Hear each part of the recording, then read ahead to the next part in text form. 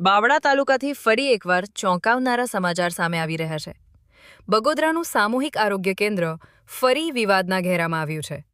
અહીં ઈજાગ્રસ્ત બાળકની સારવાર કરવાને બદલે ડોક્ટરે પોલીસ બોલાવતા ભારે હોબાળો સર્જાયો છે. મળતી માહિતી મુજબ શિવમ સ્કૂલના આચાર્ય ઈજાગ્રસ્ત વિદ્યાર્થીને લઈને સારવાર માટે સામૂહિક આરોગ્ય કેન્દ્ર પહોંચ્યા હતા. પરંતુ યોગ્ય તબીબી તપાસ કરવાની માગ કરતાં જ હાજર ડોક્ટર લાલઘૂમ થઈ ગયા હોવાનો આક્ષેપ કરવામાં આવ્યો છે અને સારવાર શરૂ કરવાની બદલે ડોક્ટરે સીધા પોલીસને બોલાવી દીધી. ડોક્ટરના આ વર્તનને લઈને વાલીઓ, શિક્ષણ જગત તેમજ સ્થાનિક લોકોમાં ભારે રોષ જોવા મળી રહ્યો છે. સવાલ એ ઊભો થાય છે કે સરકારી હોસ્પિટલમાં દર્દીની સારવાર પ્રથમ હોવી જોઈએ કે પોલીસ કાર્યવાહી? હાલ સમગ્ર મામલે તંત્ર શું પગલાં લેશે તે હવે જોવાનું રહ્યો.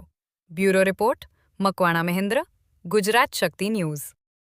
તપાસ કર્યા વગર એને કીધું કે આને બહાર લઈને નીકળી જાઓ, એટલે એને યોગ્ય નથી. અમારી આગળ એનો વિડીયોનો પ્રૂફ છે કે અમે જેટલી એની હારે વાટાઘાટા કરી એનો અમે વિડીયો પહેલેથી બનાવ્યો હતો. અમને ખબર હતી કે અવારનવાર લોકોની સાથે ગેરવર્તમાન કરે છે અને રાધનપુરી સાહેબ અને ઘણા બધા લોકોની નાની મોટી ફરિયાદો છે. સરકારમાં ખાનગી દવાના પણ એની બે તપાસ તો ચાલુ છે અને ઘણા બધા લોકોને ઘણી બધી વાર કહી દીધું તમારે જ્યાં દોડવું ત્યાં દોડી લો, મને કોઈ ફરક પડવા નથી. એમ અમને પણ એવું કીધું કે જાઓ, મારે નથી જોવું, તમે પેશન્ટને બહાર લઈને નીકળી જાઓ.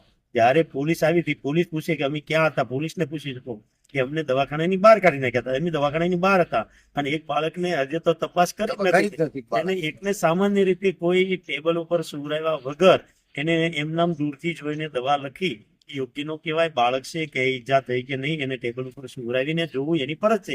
અને મેં જેને એવી રજૂઆત કરી કે સાહેબ તમારે જોવું તમારી ફરજમાં આવે છે, તો મને કે તમે સાત ઘડીએ શું માટે ચડી ગયા? તો મારી એક સેવા રૂપે શું એ નહીં, કોઈ બી સમાજ હોય, કોઈ બી જ્ઞાતિ હોય, તો રસ્તા ઉપર કોઈ પણ માણસ નીકળ્યો હોય, એક્સિડન્ટ બન્યો હોય, તો હું પહોંચી જાઉં છું.